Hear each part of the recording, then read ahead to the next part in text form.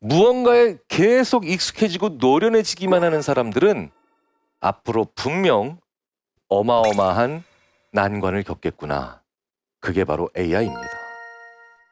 그래서 저희 인지심리학자들은 인간만 할 수 있는 일, 여전히 인간만 할 수 있는 일은 어떤 게 있을까라는 걸 고민하다가 드디어 1930년대에 이 고민에 대한 대답을 먼저 고민했던 아주 중요한 사람 하나를 발견하죠.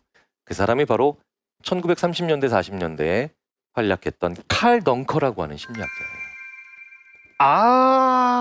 라고 하면서 문제가 풀리는 이 수많은 경험들, 이게 어떻게 가능해지는가를 연구한 사람입니다. 구글이라고 하는 회사 아시죠? 구글의 입사 문제가 특이한 것들이 굉장히 많은 거로 유명한데 구글의 입사 문제의 대부분이 저 사람 문제의 변형이에요. 그 중에 하나입니다. 저 문제는.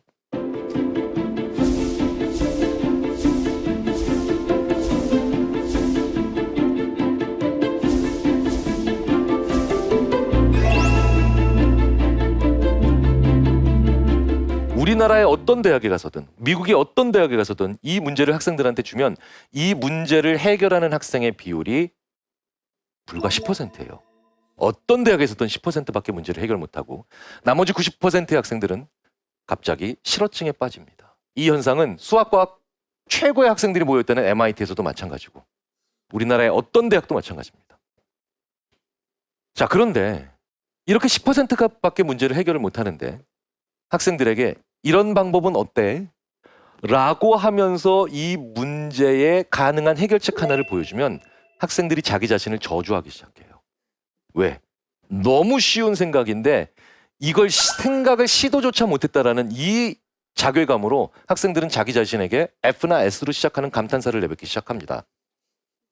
설마니 이 F가 판타스틱 이런 거 아니겠죠? S가 슈퍼 이런 거 아닐 겁니다. 자, 어떤 식이냐면 바로 약한 레이저를 여러 군데서 쏘는 거예요. 각기 다른 방향에서 레이저가 약한 레이저가 들어가면 처음에 하나씩 들어갈 땐 다 약한 레이저지만 얘네들이 도달할 때는 5배, 6배가 되잖아요. 간단하죠? 이거 생각하는 학생이 10%밖에 안 나온다는 겁니다. 자, 그런데 지금부터가 중요해요. 이렇게 대형 강의를 할 땐 제가 들어가서 학생들한테 왼편에서 보시는 것처럼 짧은 3분짜리 동영상을 보여줍니다. 이건 강의 내용과 아무 상관이 없는 내용이고 실제로 학생들한테도 그렇게 얘기해줘요. 아무 상관이 없는데 그냥 최근에 개발된 게임이야. 귀여운 장군 하나가 요새를 공격해서 함락을 해요. 그런데 어떻게 함락하느냐? 전 병력을 정문으로 돌진시켜서 함락하는 게 아니라 병력을 여러 군데서 동시에 분산시켜서 여러 방향에서 소규모 병력을 동시에 진입시켜서 요새를 함락합니다. 두 얘기가 관련 있죠? 관련 있어요. 자, 저 3분짜리 동영상을 그냥 보여주고 자, 이제 끄고 이제 제 강의를 합니다. 한 10분 정도 했을 때쯤 갑자기 레이저로 종양을 제거하는 저 문제를 학생들한테 던져줘요.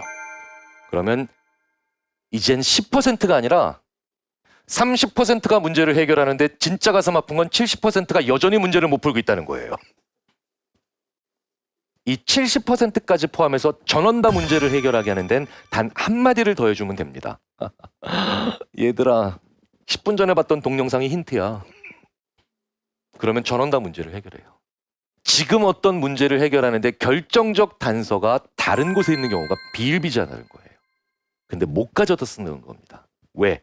내가 지금 의료 영역의 문제를 해결하고 있으니 불과 10분 전에 들었던 결정적 힌트가 군대 이야기여서 즉 분야가 다르니 연결하지 않는 거예요. 연결형 인간이 얼마나 만들어지기 힘든다라는 걸 보여주는 거죠. 그리고 이건 여전히 AI가 못하는 일입니다.